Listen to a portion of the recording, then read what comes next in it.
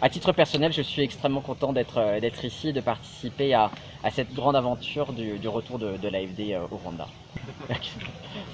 À titre personnel, je suis extrêmement content d'être ici et de participer à cette grande aventure du retour de l'AFD au Rwanda. À titre personnel, je suis extrêmement content d'être ici et de participer à cette grande aventure du retour de l'AFD au Rwanda.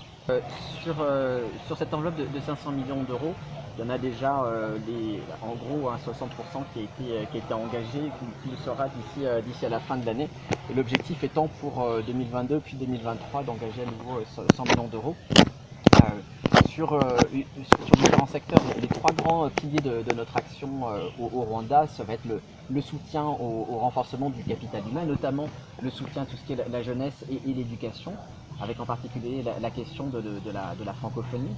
Le deuxième pilier, c'est l'accès aux services de base en matière de développement urbain et particulièrement sur la question de l'accès au logement pour les populations les plus précaires. Et le troisième pilier, c'est le soutien au développement économique et tout ce qui est soutien au secteur privé. Et pour faire ce dernier pilier, on va s'appuyer à la fois sur l'État rwandais et sur sa volonté de développer tout un écosystème autour de l'innovation et du numérique, mais aussi on va s'appuyer sur le système financier rwandais en apportant des financements à des institutions comme la Banque of Kigali ou la Banque de développement du Rwanda pour leur permettre, elles, de soutenir les entrepreneurs du Rwanda. On a d'ores et déjà aujourd'hui un programme de soutien à la Banque of Kigali qui a permis de soutenir près de 3000, la création de 3000 emplois au Rwanda. Permettez-moi de répondre à la première question, mais pour notre audience anglophone. Now that you have a permanent office here in Kigali, what is the importance of that? The reopening of an AFD office here in Kigali that happened on the 11th of October is really a milestone for us. I mean, it shows the willingness both by France and by AFD to have a stronger footprint in the country. It shows a willingness to establish a closer relationship with the government of Rwanda and to be in a position to do more to support the government's willingness to achieve the sustainable development goals. Yes, what is about the ambition of sports, about football, volleyball, and so on? AFD was approached by the Ministry of Sports and Ministry of Education back in 2019 to support the Isonga program. This program wants to nurture talents in Rwanda across 6 disciplines: football, volleyball, handball, basketball, athletics, and cycling. And through a 1.5 million euro grant, AFD will support that program and hopefully make it possible for some of these talents to represent the country at the Olympic Games in 2024 in Paris. Okay. Alors, Thierry, la garantie hier que vous avez pour que ce projet que vous venez de dire soit mis en exécution? Écoutez, on n'a pas de garantie. Nous, on apporte des financements. Ensuite, la réalisation, la mise en œuvre des programmes sont de la responsabilité du gouvernement du Rwanda et des différents ministères qui sont impliqués. En l'occurrence, le ministère des Sports et le ministère de l'Éducation. Et moi, j'ai personnellement aucun doute sur le fait que ce programme qui a été très bien défini, très bien travaillé par le gouvernement rwandais délivrera les résultats attendus. Ma question, je voulais poser à M. Arthur. Je vais revenir à propos de la technologie. Vous avez parlé à propos de la technologie. Je voulais savoir dans quel domaine vous pensez vraiment financer, dans quel secteur, dans le secteur de la technologie. Alors, je vais répondre de 2 manières à votre question.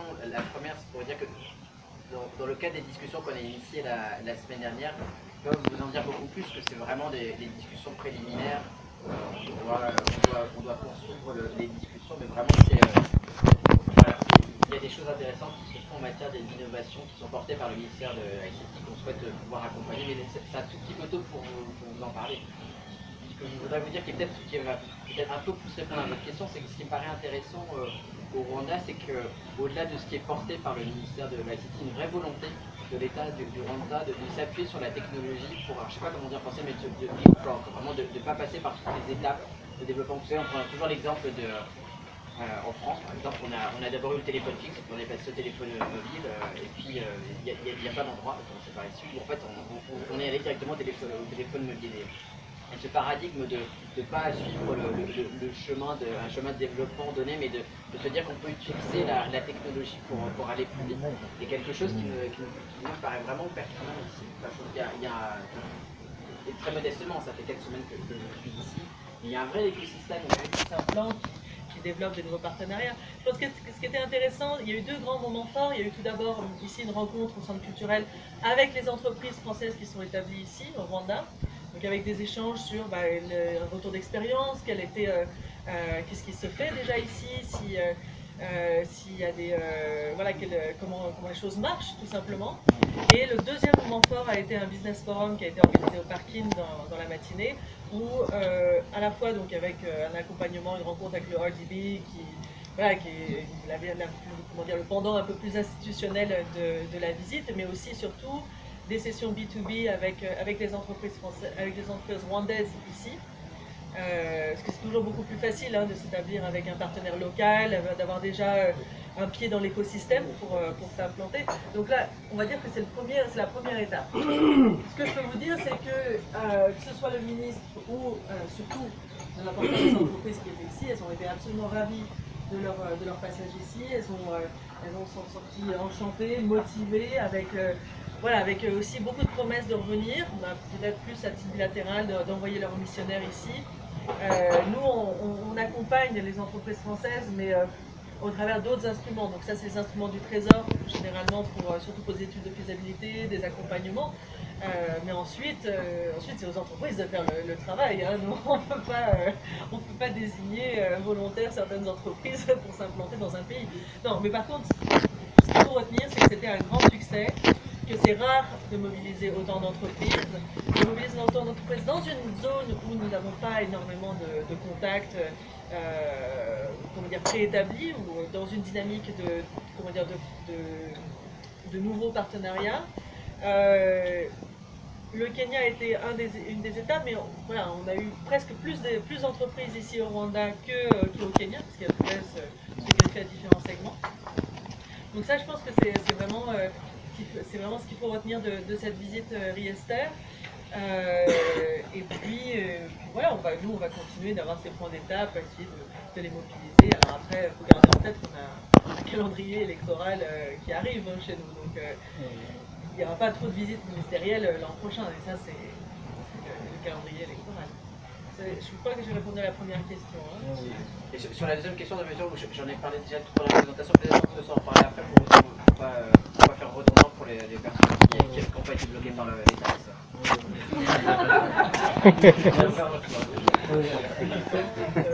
Vous avez parlé de subventions et de prêts.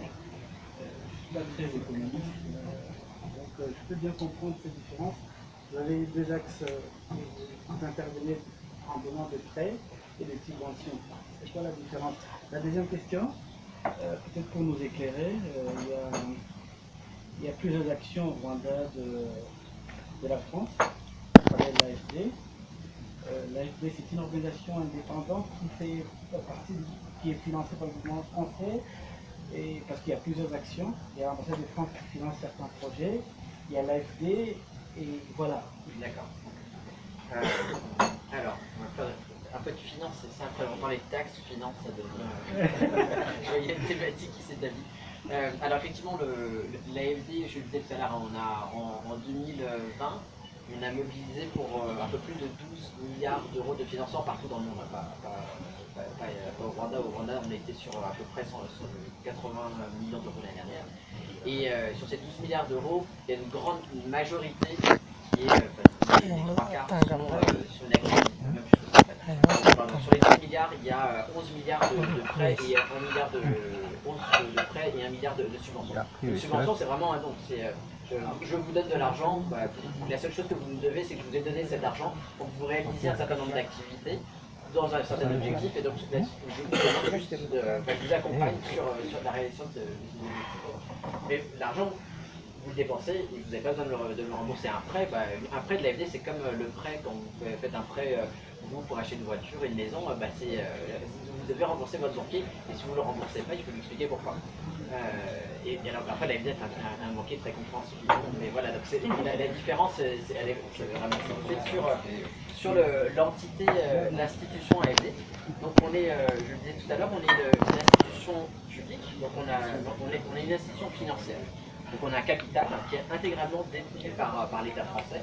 On a un conseil d'administration au sein duquel siègent plusieurs représentants de l'État français, notamment du ministère des Affaires étrangères, mais aussi du ministère des Finances.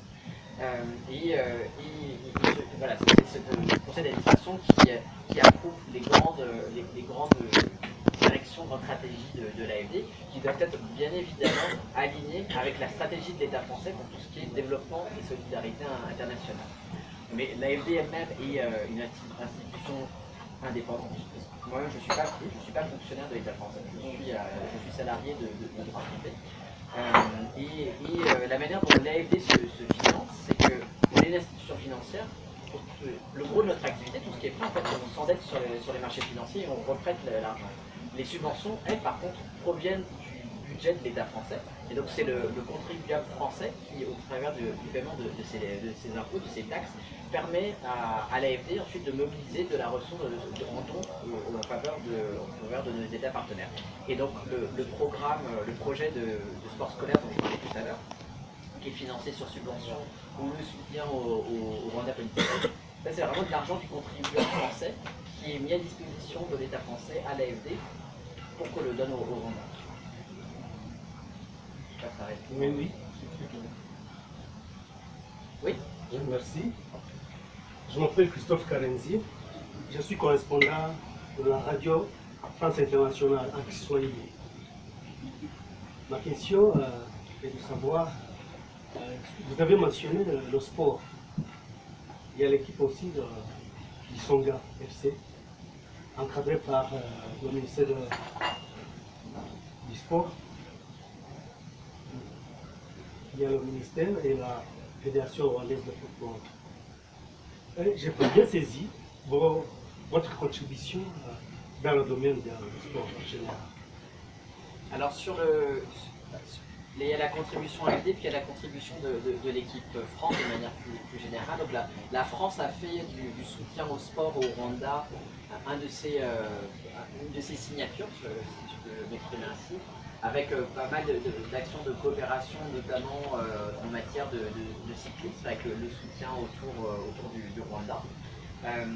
Et c'est vrai qu'à la fois la perspective des JO à Paris en 2024 et en matière de cyclisme, l'organisation de la Coupe du monde de cyclisme au Rwanda crée un appel d'air sur le renforcement de nos relations.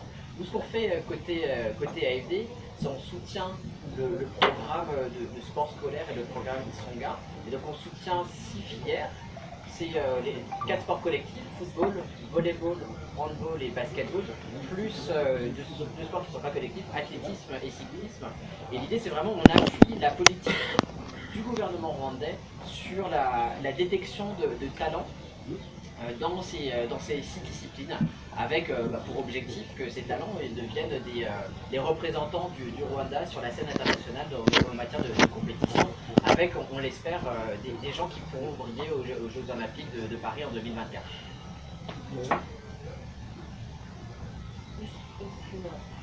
Spécialement dans la matière de l'éducation et de technologie, est-ce que vous allez aussi, parce que vous nous avez dit les projets seulement que vous faites avec le gouvernement, et pour les institutions privées, comment elles vont bénéficier de l'AFD? Alors les institutions privées, elles vont bénéficier de l'AFD au travers principalement de notre filiale Proparco. Donc nous, ce que je disais tout à l'heure, l'AFD en tant que maison mère, nous on finance des institutions publiques ou des institutions à but non lucratif. Pour tout ce qui est soutien au secteur privé, c'est vraiment Proparco qui est notre filiale dédiée au soutien du secteur privé.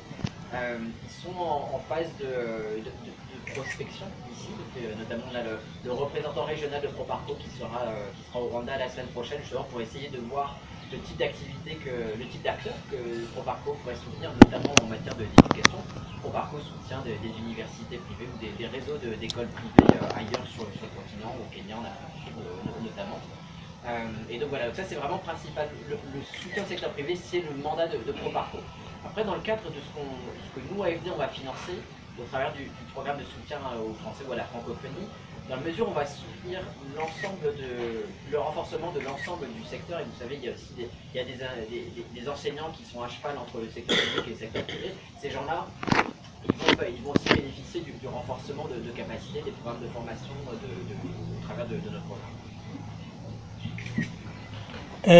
La France peut aussi envoyer des volontaires français pour venir enseigner le français dans nos institutions scolaires ici au Rwanda. Alors oui, mais ça c'est autre chose. Donc ça c'est un autre opérateur volontaire international qui s'occupe de ça. On est en discussion avec eux parce qu'il y a cette volonté de refaire venir des volontaires ici au Rwanda.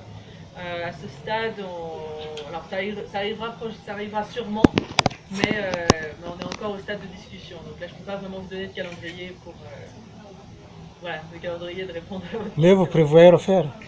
Oui, enfin, on prévoit d'agir à travers tous nos opérateurs et les possibilités qui s'offrent à nous. Après, voilà, c'était une période très dense pour nous aussi. Et donc, on a besoin un peu de mettre les choses à plat, en forme.